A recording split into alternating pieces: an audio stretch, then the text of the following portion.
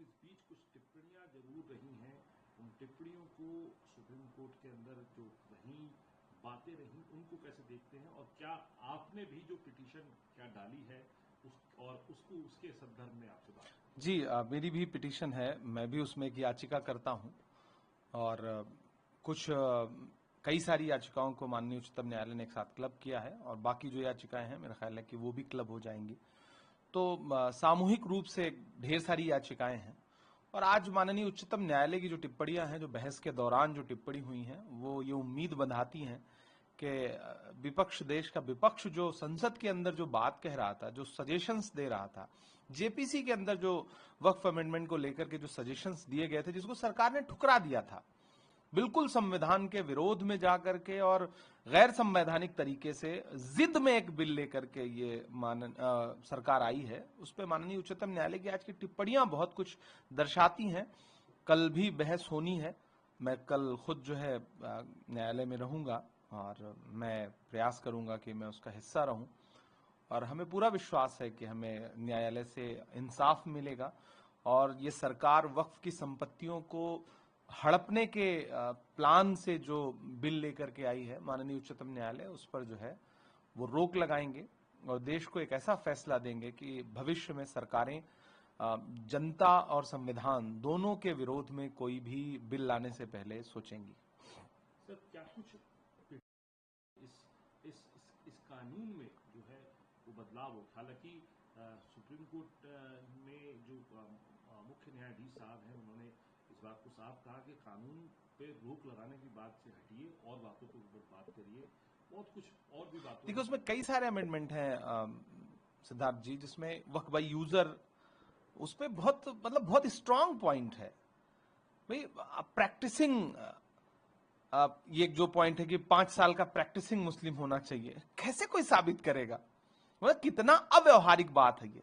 Waqf by user, आप 1400 शताब्दी में, 1500 शताब्दी में, 1600 शताब्दी में जो मस्जिदें बनी हैं या किसी भी धर्म का धर्मस्थल हो, कोई कैसे साबित कर सकता है? तब तो पत्थर के शिलालेख होते थे, उस पर लिख करके दान कर दिया जाता था, तो आप उसकी डीड कहां से लाएगा कोई? तो ऐसे में दरअसल सरकार की पूरी मंशा जो है ना, वो विवाद पैदा करने की थी। सरकारें अमेंडमेंट लाती हैं, संविधान में संशोधन होते हैं, लेकिन उनकी मंशा सुधार की होती है। यहां सुधार की नहीं है, यहां विवाद मंशा है, ताकि राजनीतिक रोटी सेकी जा सके। वक्फ की विवादित संपत्तियां अगर कहीं हैं तो उन पर सरकार कैसे कब्जा कर सके, ताकि मैं सीधे सीधे कहता हूं कि धन्ना सेठों को फायदा पहुंचाया जा सके और बिल्कुल कलेक्टर राज स्थापित किया जा सके। तो ये कई सारे पॉइंट हैं जिसपे माननीय उच्चतम न्यायालय, मुझे लग रहा है कि बहुत गहराई से इसका विवेचन करेंगे और इन अमेंडमेंट्स पे जरूर स्टे देंगे। सर, एक और बात है, जो है में वो बात आई है कि आप किसी गैर धर्म के, दूसरे धर्म के व्यक्ति को किसी दूसरे धर्म की संस्था में आप डालना चाहते हैं, जबकि बाकी जगहों पर आप ऐसा नहीं कर रहे। मैंने कहा ना, वही विवाद पैदा करने वाली स्थिति है।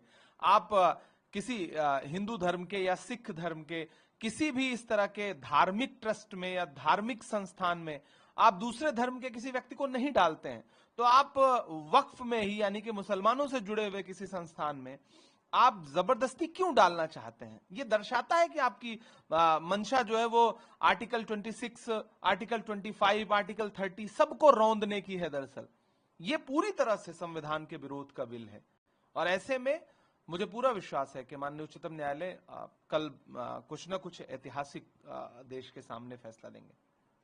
सर, इसके अलावा जो है क्लब किया गया, बोथ पार्टीज को सुना गया है, चैलेंजिंग वैलिडिटी को भी जो पिटीशंस है उनको देखा जा रहा है।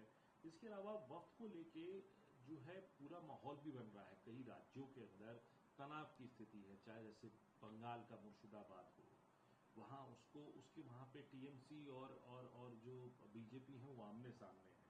वहाँ पे किरण रिजिजू को जो है वहाँ पे वो भी बात कर रहे हैं, अपनी बात रख रहे हैं। बीजेपी के नेता बात रख रहे हैं। उत्तर प्रदेश के मुख्यमंत्री जो है वहाँ की मुर्शिदाबाद की बात कर रहे हैं और देश भर में अमेंडमेंट एक्ट की बात हो रही है। तो और सीधे तौर पे मुर्शिदाबाद एक ऐसी जगह बन गई है जहाँ पर वक्त अमेंडमेंट जो एक्ट है उसको लेके आमने सामने दिखाई दे रहे हैं लोग, और ये कहा जा रहा है बीजेपी की तरफ से एक्सोडस हो रहा है हिंदूज का, कैसे देखते हैं? देखिए, कानून व्यवस्था पूरी तरह से राज्य का विषय है, लेकिन भाजपा को ऐसे विषयों पे दरअसल राजनीति करनी है। इसी देश में जब किसानों का कानून आया, फॉर्म्स लॉ आए, 700 किसान मतलब शहीद हो गए, उनकी जान चली गई, उसके बाद सरकार को फॉर्म्स लॉ वापस लेने पड़े। पहले बड़े फायदे गिनाए थे कृषि कानूनों के सरकार ने। मुर्शिदाबाद हो या कहीं भी जहां भी प्रोटेस्ट हो रहा है, अगर वहां कहीं कोई हिंसा होती है तो वो शुद्ध रूप से कानून व्यवस्था का मसला है। अगर सेंट्रल गवर्नमेंट ये कहती है कि इसमें किसी दूसरे देश के लोगों का हाथ है, तो फिर तो गृह मंत्रालय का इससे बड़ा फेल्योर क्या हो सकता है? आप सोशल मीडिया पे कहानियां देश को मत बताइए। कानून व्यवस्था देश में कहीं भी खराब ना हो, आप ऐसा कोई भी प्रयास मत करिए कि दो धर्मों के लोग, अलग अलग संप्रदायों के लोग, जातियों के लोग आपस में लड़ें। प्रधानमंत्री जी 14 अप्रैल को बाबा साहब अम्बेडकर के जयंती के मौके पर जो भाषण देते हैं, वो संविधान को ठेंगा दिखाने वाला। आप एक धर्म विशेष को टारगेट करते हैं, आप जाति को टारगेट करते हैं वहां पर खड़े होकर के हरियाणा में। तो दरअसल ये सारा कुछ जो घट रहा है, इसके केंद्र में भारतीय जनता पार्टी और उसकी सोच है, और वो सोच इस देश में कहीं ना कहीं लोगों को एक दूसरे से अलग करना चाहती है, विवादित करना चाहती है। तो जेपीसी के चेयरमैन जो है जगदम्बिका पाल साहब, वो भड़का रहे हैं। एक कानून बना है, लॉ पास किया गया है, कई जो है एप्लीकेशन सबमिट करी गई सुप्रीम कोर्ट में, और कई जगह प्रोटेस्ट देखे जा रहे हैं। वो कह रहे हैं बेनिफिट कहाँ हुआ अब तक, वक्त की आमदनी से कहाँ बेनिफिट हुआ गरीबों का, गरीब मुसलमानों का? क्या कोई कॉलेजेस बनाए गए, क्या कोई स्कूल बनाए गए, क्या किसी एम्प्लॉय को सैलरी दी गई? 11 साल से भारतीय जनता पार्टी की सरकार है। अगर आपको यह लगता है कि जो वक्फ बोर्ड था, वक्फ काउंसिल था, वो प्रॉपर कोई काम नहीं कर रहा था, तो 11 साल में आपने ऐसा क्या कर दिया कि एक भी कॉलेज आपने बना दिया? सच्चर कमेटी की रिपोर्ट के हिसाब से मुस्लिम इलाकों में शिक्षा के लिए आपने वक्फ बोर्ड के थ्रू 11 साल थोड़े होते, जरा सा होता है 11 साल। आपने क्या कुछ कर दिया? कुछ नहीं किया, सिवाय वक्फ के खिलाफ झूठी अफवाहें फैलाने के। गृह मंत्री जी देश की संसद में खड़े होकर झूठ बोलते हैं, अल्पसंख्यक मंत्री जी झूठ बोलते हैं, जेपीसी के चेयरमैन महोदय झूठ बोलते हैं। आप जेपीसी के चेयरमैन हैं, ये पूरा नाटक करने की क्या आवश्यकता थी कि ज्वाइंट पार्लियामेंट्री कमेटी बने? ज्वाइंट पार्लियामेंट्री कमेटी, आपको किसी का नोट मानना ही नहीं था, किसी के सजेशन मानने ही नहीं थे। आपने सिर्फ और सिर्फ अपने पक्ष के, एनडीए के लोगों के सुझाव मांगे। आप काहे के जेपीसी के चेयरमैन थे भाई? आपको नस्लें माफ नहीं करेंगी। आप विनम्र आदमी थे, आप कहां ये सरकार के जाल में फंस गए? दरअसल जगदम्बिका पाल जी को फंस गए, वो समझ नहीं पा रहे हैं कि वो क्या बोले। अच्छा, कोई प्रोटेस्ट क्यों नहीं कर सकता? देश में लोकतंत्र है, राजशाही नहीं है जगदम्बिका पाल जी। देश में लोकतंत्र है। प्रोटेस्ट, इस देश में कितने प्रोटेस्ट हुए हैं, सरकारें बदली हैं प्रोटेस्ट से। जब अन्ना आंदोलन हो रहा था तब तो आप बड़ा प्रोटेस्ट को सराह रहे थे। जब आपकी सरकार में प्रोटेस्ट हो रहा है तो आपके पेट में दर्द हो रहा है। जब किसान सड़क बैठे प्रोटेस्ट करने के लिए तो आपने उनको खालिस्तानी बुला दिया। कोई मुसलमान सड़क पे उतर आएगा और अपनी बात रखेगा शांतिपूर्ण तरीके से, हाथ में काली पट्टी बांध लेगा नमाज पढ़ते समय, तो आप उसके खिलाफ एफआईआर कर दोगे। आप करो तो बहुत अच्छा है, लोकतंत्र को आप जीवित कर रहे हो, और दूसरा कोई करे जो आपसे सहमत नहीं है तो आप उसको बताओगे कि नहीं नहीं ये तो भड़का रहे हैं। भड़काने का मतलब क्या होता है? हम शांतिपूर्ण तरीके से बात ना करें तो फिर पार्लियामेंट में डिबेट मत कराइए, वरना विपक्ष का जो सांसद वहां पे दलील रखेगा, आप कहेंगे कि देश को भड़का रहा है। तो बंद कर दीजिए लोकतंत्र का पूरा सारा ये जो पूरा बना हुआ है संस्थानिक पूरा मामला, इसको आप खत्म कर देना चाहते हैं। सर आखिरी सवाल, ईडी को अब आप उस पर लिखापोती कर रहे हैं, आप जो है पुरानी बातें कर रहे हैं, और जो है ये बताइए कौन सी चैरिटी करी, चैरिटी के लिए चीज बनाई गई थी, चैरिटी हुई कहाँ हुई चैरिटी, ये बताइए। देखिए, नेशनल हेराल्ड से जो है, आजादी के पहले अंग्रेज जो है वो डरा करते थे, उस पर बैन लगाया था, और अब आजादी के बाद अब 2025 में जो नए अंग्रेज हैं, ये जो है नेशनल हेराल्ड और उससे जुड़ी संस्थाओं के खिलाफ हैं। इस मामले में पूरी तरह से वेंडेटा पॉलिटिक्स हो रही है, प्रताड़ना की पॉलिटिक्स हो रही है। आप विपक्ष की आवाज को कुचलने के लिए, मतलब मैं तो सीधे सीधे कहता हूं कि आप क्रोनोलॉजी समझिए, उधर गुजरात में अधिवेशन होता है, सफलतम अधिवेशन। राहुल गांधी जी देश की आवाज बन करके, संविधान की किताब लेकर के वहां क्लियर अपना स्टैंड देश के सामने रखते हैं और ये कहते हैं कि हम आने वाले दिनों में गुजरात जीतेंगे।